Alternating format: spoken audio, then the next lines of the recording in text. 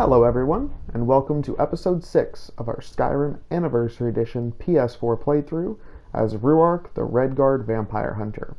Last episode, we said our goodbyes to the Vigilant Stendarr and headed towards our destiny at High Hrothgar on the throat of the world. After climbing the 7,000 steps to the top, we were tested by the greybeards and confirmed to be the Dragonborn. Thank you all for watching, and let's begin. Morndas, first of Heartfire, 4th Era, year 201. Today marks the end of my week of studying with the greybeards. They taught me more about the meaning of the dragons returning and my role in the future of Tamriel as a whole. I studied in the library on alchemy, enchanting, and armor smithing. It is imperative I not fail in this quest. Tuatha brought me to Skyrim for a reason, and now Tal Papa has given me the means in which to avoid Satakal's destruction of Nirn. I sent Lydia back to Whiterun to await my call. There was no need to have her waiting here. My next destination is Ivarstead, at the foot of the mountain, and then Ustengrav to find the horn of Jurgen Windcaller.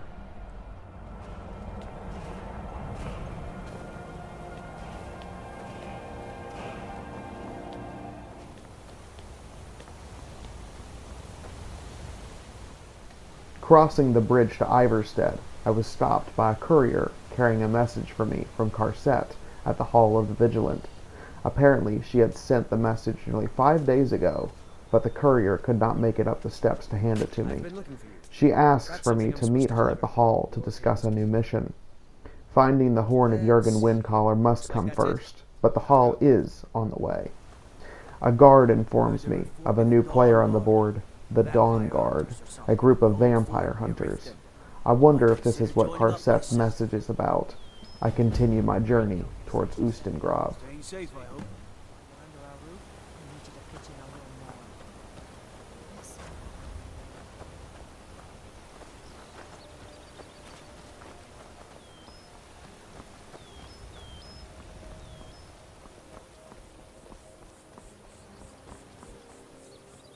What do you need? Helgen. It seems like a lifetime ago that I was caught in that Imperial ambush set for Ulfric and his Stormcloaks. I wonder how much would have changed if I had taken a different path that day. The town looks to be infested by bandits. Let's fix that.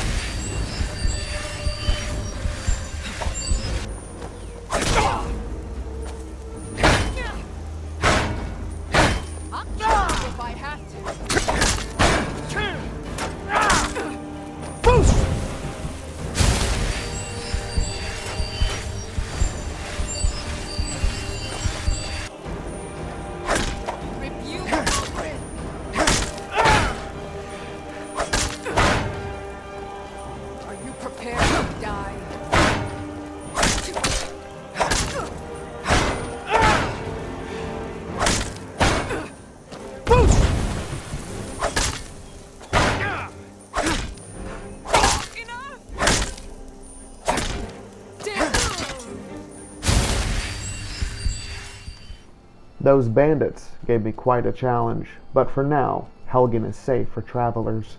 I followed along the road to Riverwood, entering from their eastern gate by Hod and Gerder's house. I still cannot believe how kind they were to Ralof and I when we stumbled into Riverwood that day, covered in blood and clothes singed by dragon's breath. I decide to see Alvor, the blacksmith, and put my new knowledge of smithing to the test. I believe I can replicate the armor seen on mercenaries in Belkarth back home. Their armor is quite different from the armor in Skyrim. Fur is replaced by gambeson, and the Breton influence is plainly apparent. After creating a new set of armor and purchasing a new string for my hunting bow, I continue north. The next stop is the Hall of the Vigilant for rest for the night.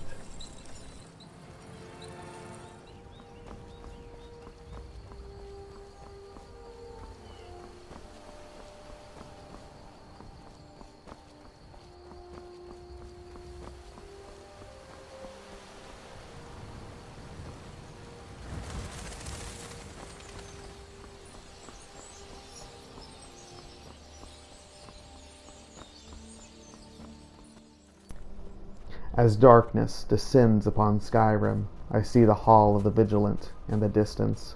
Unlike the first time wandering through the blizzard, there is no light to guide my path.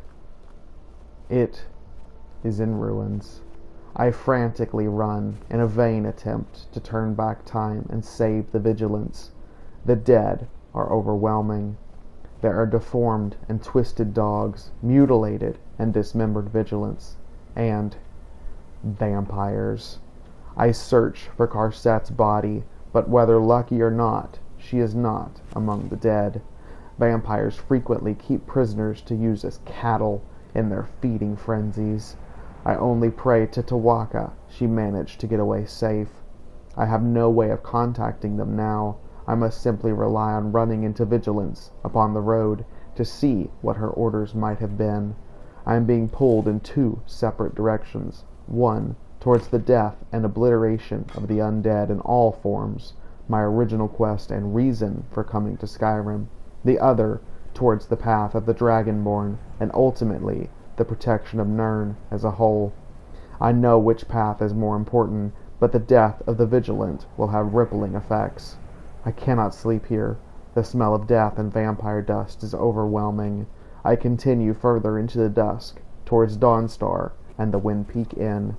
I need assistance if I am going to get to Ustengrav safely. I know just the person to visit in the morning.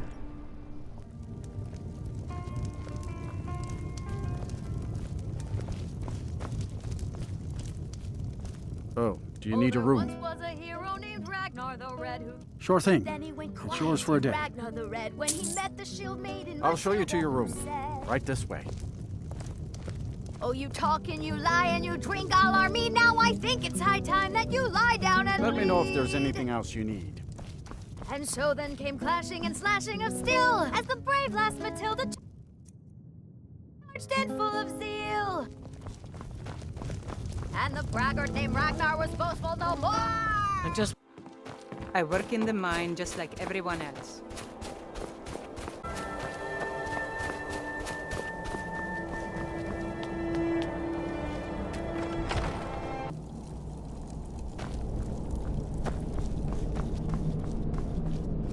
Azura's wisdom to you, friend. Let's not waste any time.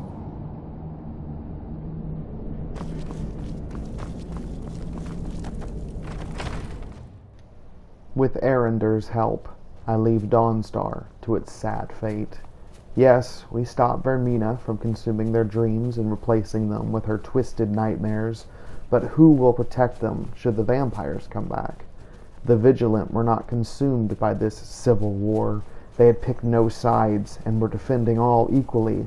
And now I return to take Arander away as well. The quest of the Dragonborn is a curse. I help where I can, but how many people suffer in the meantime? We continue through the Pale into Hjalmarch, toward the ruin of Ustengrav.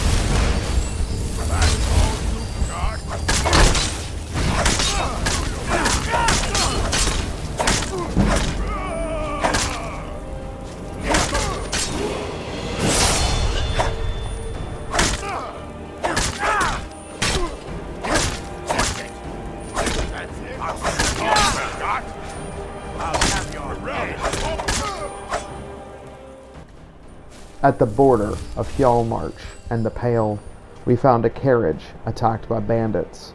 We cleared out the bandits, and searching the carriage expecting to find merchants or peddlers, found necromancers carrying artifacts pillaged from Nordic ruins. One of the necromancers had a record of the ruins where they were been getting their wares. Ustengrav was on the list. We crossed over into Hjalmarch, and the landscape began to change drastically. The snowdrifts were replaced by bogs. The crisp smell of fresh snow was replaced by the rancid smell of swamp gas. We were getting close to Ustengrav, according to an ancient map given to me by the greybeards. And that's when we ran into more bandits and more necromancers.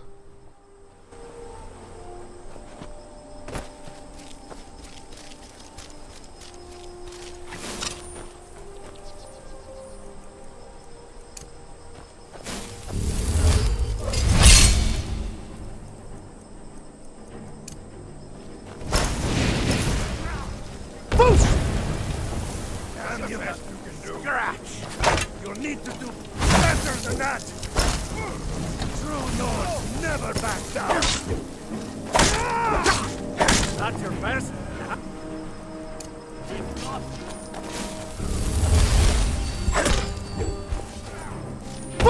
Puny weak! You won't leave Skyrim alive!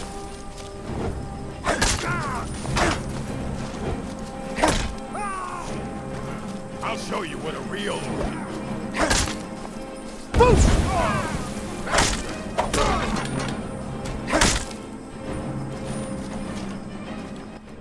As Arander killed the final necromancer, the bandit I was fighting suddenly turned to ash.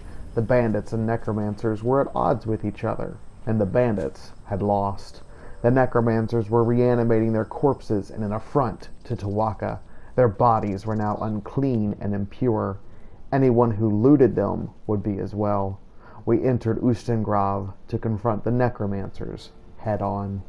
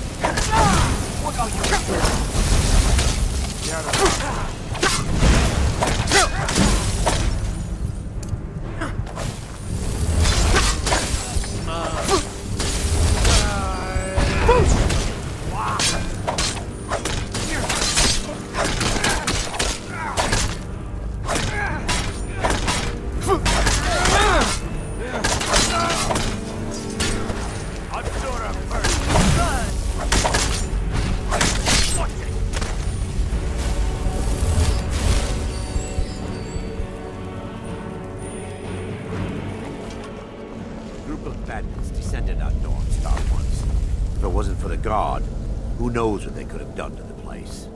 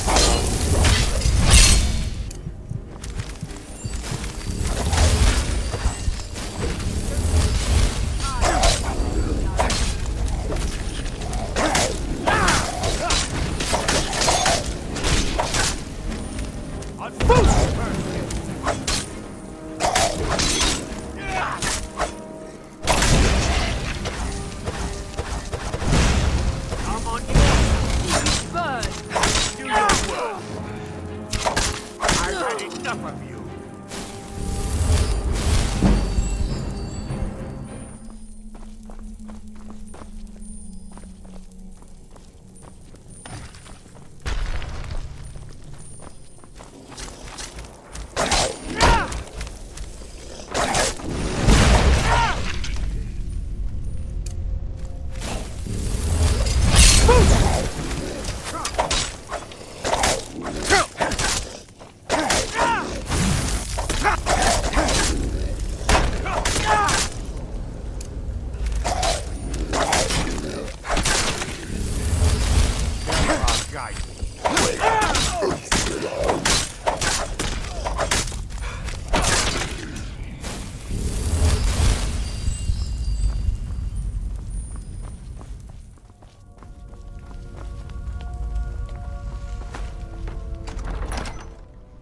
As we fought our way steadily downward, the ruin opened up suddenly.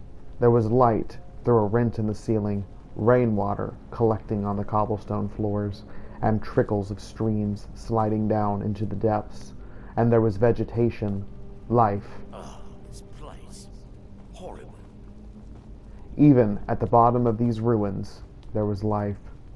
This bottom section appears to be undisturbed by the vagrant plunderers. Arander and I continued onward to the Horn.